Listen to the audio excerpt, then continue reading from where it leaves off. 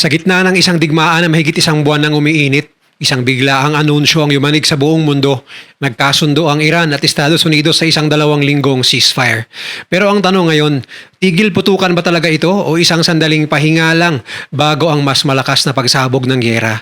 Ano ang tunay na napagkasunduan ng US at Iran sa likod ng saradong pinto? At higit sa lahat, mapagkakatiwalaan ba talaga ang Iran? Ganon din ang US at Israel sa kabilang panig o isa lamang itong taktika para makabawi at umatake muli? Dahil habang inaanunsyo ang ceasefire, hindi pa man tuluyang tumitigil ang putukan sa iba't ibang bahagi ng rehiyon. May mga missile pa ring lumilipad, may mga target pa ring tinatamaan, at may mga bansang nananatiling nakaalerto, handa sa susunod na pagputok ng tensyon. Kaya ang mas malaking tanong, ito na ba ang simula ng kapayapaan o countdown lang sa isang mataas at mas makapaminsalang digmaan? Mr. Goodbye! Nagkasundo ang Iran at Estados Unidos sa 2 linggong conditional ceasefire. Ibig sabihin, hindi ito permanente, hindi rin ito garantisado. Isa itong kasunduan na pwedeng mabasag anumang oras. Sa ilalim ng deal, pumayag ang Estados Unidos na itigil ang lahat ng airstrikes at pag-atake laban sa Iran sa loob ng 14 na araw. Pero may kapalit ito. Kailangang buksan ng Iran ang Strait of Hormuz, isang napakahalagang daanan ng langis at kalakalan kung saan dumadaan ang halos 20% ng global oil supply. Sa madaling salita, ito ang pangunahing kondisyon. Walang bukas na Hormuz, walang ceasefire, at hindi lang basta bubuksan. Ayon sa Iran, ang pagdaan ng mga barko ay dadaan sa koordinasyon ng kanilang militar. Ibig sabihin, kahit may ceasefire, hawak pa rin ng Iran ang kontrol sa isa sa pinakamahalagang choke point sa mundo. Isang bagay na ikinababahala ng maraming bansa sa Gulf region. Dahil kung kontrolado ng Iran ang daloy ng langis, may leverage sila. Hindi lang sa US, kundi sa buong global economy. Samantala, sinabi ni Pangulong Donald Trump na pumayag siya sa ceasefire dahil natupad na ng Amerika ang kanilang military objectives. Pero kasabay nito, nagbigay siya ng matinding babala kapag hindi sumunod ang Iran sa kasunduan. Pwedeng bumalik ang mas matinding pag-atake, mas mabilis, mas malakas, at mas makapaminsala. At habang tumitigil ang putukan sa papel, ang US military ay hindi umaalis. Mananatili sila sa kanilang pwesto, handa, alerto at kayang umataking muli anumang oras. Sa panig naman ng Iran, naglatag sila ng isang 10-point plan.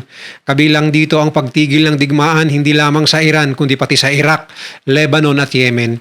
Pag-alis ng sanctions laban sa kanila, pagbabalik ng kanilang frozen assets mula sa US, at pagbabayad ng kompensasyon para sa pinsalang dulot ng mga pag-atake. At isa pang mahalagang punto, sinabi ng Iran na sila ay hindi maghahangad ng nuclear weapons. Pero dito pumapasok ang isa pang malaking problema. Hindi pa malinaw kung tatanggapin ito ng Estados Unidos bilang sapat. Dahil para sa US, malinaw ang kanilang red line. Gusto nilang tuluyang itigil ng Iran ang uranium enrichment, isang bagay na matagal nang tinatanggihan ng Tehran. At dito nagsisimulang maging komplikado ang lahat dahil kahit may ceasefire, magkaiba pa rin ang gusto ng dalawang panig. Magkaiba ang kondisyon at magkaiba ang interpretasyon kung ano talaga ang ibig sabihin ng kasunduang ito. Kaya habang ang mundo ay tumitingin sa ceasefire bilang isang hakbang papunta sa kapayapaan, sa likod nito may malinaw na katotohanan. Ito ay isang kasunduan na puno ng kondisyon, puno ng pressure, at higit sa lahat, puno ng posibilidad na bumagsak anumang oras. Habang abala ang mundo sa balita tungkol sa ceasefire sa pagitan ng Iran at Estados Unidos, may isang kritikal na detalye na hindi agad napansin ng marami. Ang Lebanon ay hindi kasama sa kasunduan at dito nagsisimulang maging mas komplikado ang sitwasyon. Dahil sa parehong oras na inanunsyo ang ceasefire, nagpapatuloy ang bakbakan sa pagitan ng Israel at Hezbollah, isang armadong grupo na suportado ng Iran. Sa katunayan, ilang oras matapos ang anunsyo, muling nagsagawa ng airstrikes ang Israel sa mga lugar ng Tyre at Nabatie sa southern Lebanon. Ibig sabihin, habang may tigil putukan sa isang bahagi ng rehiyon, may digmaan pa rin nagaganap sa kabilang bahagi. At hindi ito maliit na labanan, ito ay isang conflict na direktang konektado sa Iran. Kaya kahit sabihin pa na may ceasefire sa pagitan ng US at Iran, hindi talaga nawawala ang tensyon. Dahil kung tatamaan ang Hezbollah, may posibilidad na gumanti ang Iran. At kung gaganti ang Iran, posibleng muling pumasok ang Estados Unidos. Isang chain reaction na kayang magpasabog ng mas malawak na digmaan sa buong Middle East. At hindi ito haka-haka lamang. Dahil malinaw ang sinabi ng Israel, suportado nila ang desisyon ng Estados Unidos na pansamantalang itigil ang pag-atake sa Iran. Pero hindi sila titigil sa kanilang operasyon sa Lebanon at mas lalong naging matindi ang kanilang babala.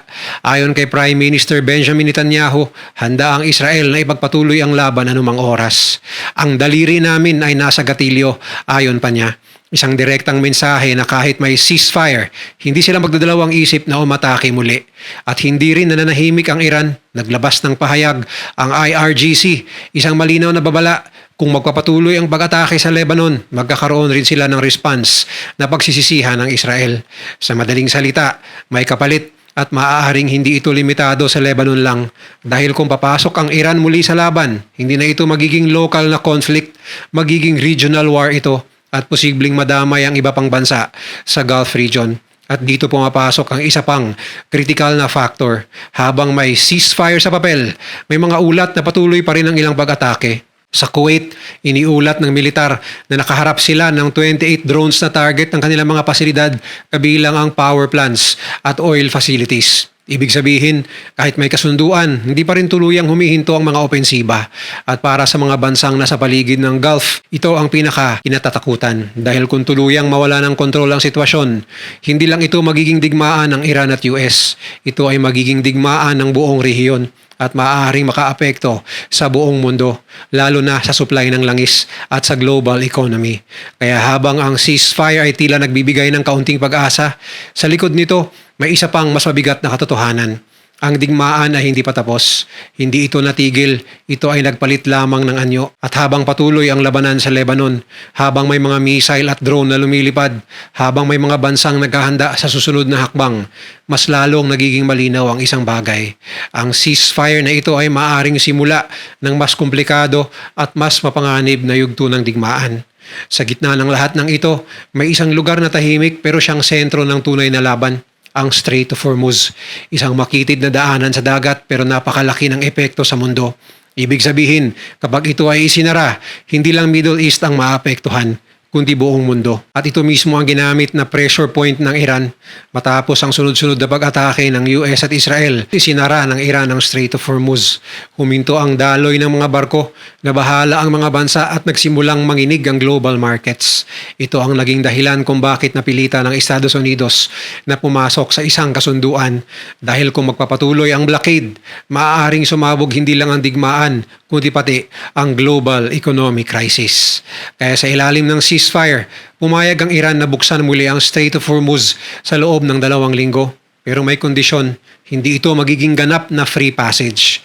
Ayon sa Iran, ang lahat ng barko ay kailangang dumaan sa koordinasyon ng kanilang militar. Ibig sabihin, hindi nila binibitawan ang kontrol. Sa katunayan, mas pinatatag pa nila ito. At dito nagsimulang mangamba ang mga bansa sa Gulf region. Ang tinatawag na GCC, kabilang ang Saudi, UAE, Qatar, Kuwait, Bahrain at iba pa.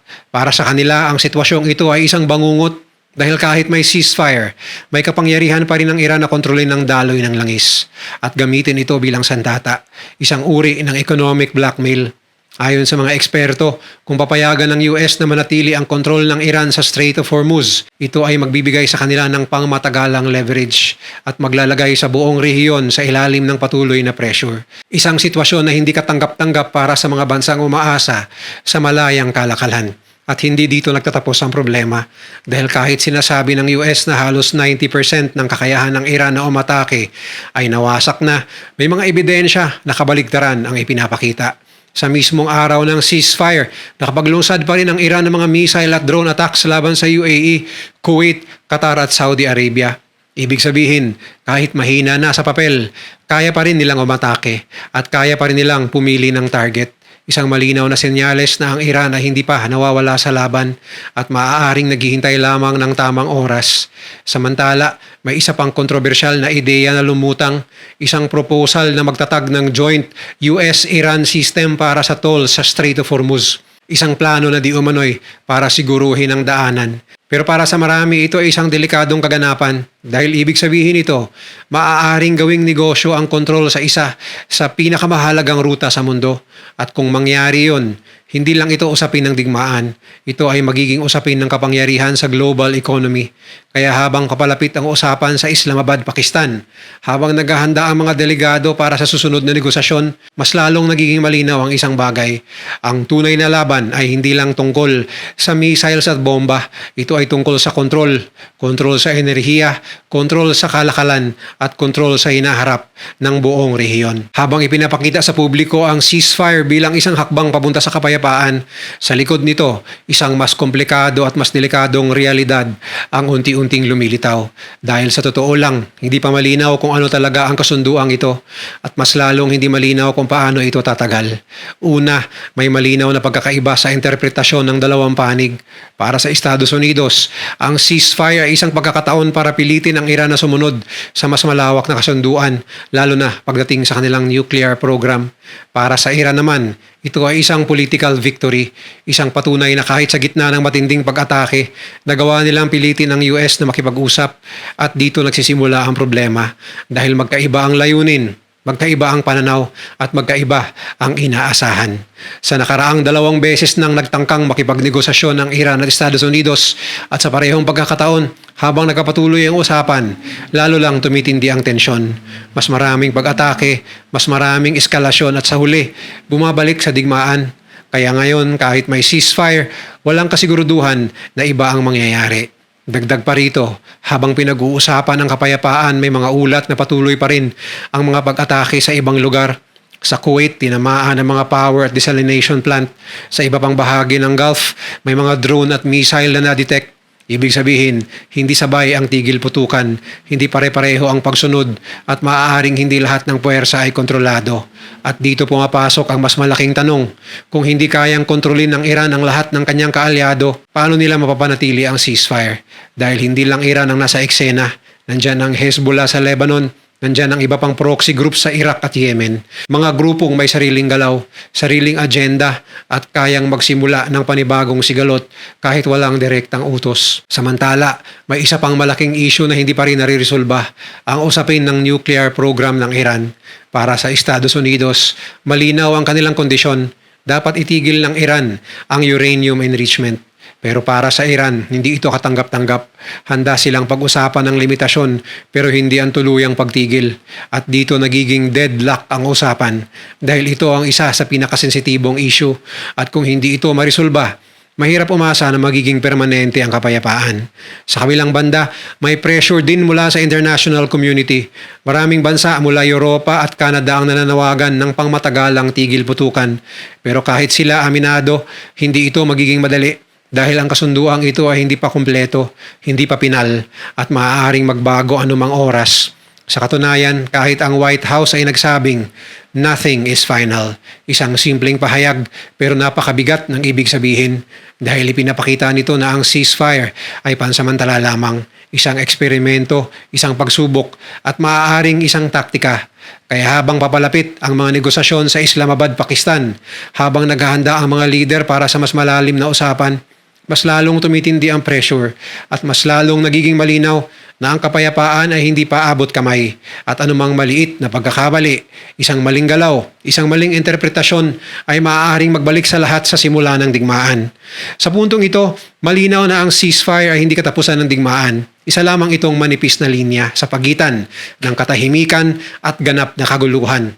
Dahil kung susuriin ang lahat ng nangyayari ngayon, napakaraming bagay ang pwedeng magkamali. Una ang oras. 2 linggo lang ang ibinibigay, 14 na araw para ayusin ang isang conflict na matagal nang umiiral, 14 na araw para resolbahin ang nuclear issue, sanctions, regional conflict at control sa Strait of Hormuz. Sa realidad, halos imposible ito. At habang lumilipas ang bawat araw, tumataas ang pressure dahil kapag natapos ang 2 linggo na walang malinaw na kasunduan, ano ang susunod? Ikalawa, ang tiwala. Walang sapat na tiwala ang dalawang panig sa isa't isa. Para sa US, hindi sapat ang pangakong hindi mag-develop ng nuclear weapons ang Iran. Para sa Iran, hindi rin sapat ang mga salita ng Amerika, lalo na pagdating sa sanctions at military presence. Kaya bawat galaw ay may duda, Bawat aksyon ay may kahulugan at bawat maliit na paglabag ay maaaring maging dahilan ng pagbagsak ng buong kasunduan. Ikatlo, ang mga hindi kontroladong puwersa. Habang nag-uusap ang mga lider, may mga grupo sa lupa na patuloy ang operasyon. Hezbollah sa Lebanon, mga milisya sa Iraq at iba pang kaalyado ng Iran sa rehiyon. Isang rocket lang, isang drone strike, isang maling target at maaaring masisi ang Iran na posibleng mag-trigger ng paggante mula sa Israel o Estados Unidos. Isang chain reaction na mahirap ng pigilan. Ikaapat, ang Strait of Hormuz. Habang hawak ito ng Iran, hawak nila ang isa sa pinakamalakas na pressure point sa mundo. Kung muli nilang higpitan ng kontrol o kung magkakaroon ng insidente sa dagat, maaaring magdulot agad ito ng eskalasyon. Hindi lang militar, kundi pati ekonomiya. At kapag naapektuhan ang supply ng langis, ang epekto nito ay mararamdaman sa buong mundo. At ikalima ang politika. Sa loob ng Estados Unidos, may pressure para ipakita na malakas ang kanilang posisyon. Sa Iran, kailangan nilang ipakita na hindi sila sumusuko. At sa Israel, malinaw ang kanilang paninindigan. Hindi sila titigil hanggat hindi natatapos ang kanilang mga target. Ibig sabihin, kahit may ceasefire, may tatlong magkakaibang agenda na sabay-sabay gumagalaw. At hindi lahat ay nagtutulak patungo sa kapayapaan. Kaya habang papalapit ang deadline, habang patuloy ang negosasyon, habang nananatiling alerto ang military forces ng tatlong panig, mas lalong tumitindi ang tanong, gaano katagal ito mananatili? Dahil sa isang pahayag, nilinaw ni Donald Trump, mananatili ang lahat ng US forces sa kanilang pwesto. Handa, nagpapahinga, pero naghihintay. At kung hindi masusunod ang totoong agreement, magsisimula muli ang putukan. Mas malakas, mas mabilis, at mas mapaminsala kaysa dati. Kaya sa huli, ang ceasefire na ito ay hindi garantiya ng kapayapaan. Isa lamang itong countdown, isang pansamantalang paghinto. Habang parehong panig ay naghahanda sa susunod na galaw. At habang ang mundo ay umaasang hindi ito lalala, may isang katotohanan na hindi pwedeng baliwalain. Ang digmaan ay hindi pa tapos. Ito ay naghihintay lamang at maaaring sa isang maling hakbang, isang maling desisyon o isang maling interpretasyon, ang katahimikan na ito ay tuluyang mabasag. At kapag nangyari yon, hindi lang Iran, Estados Unidos o Israel ang maaapektuhan, kundi ang buong mundo.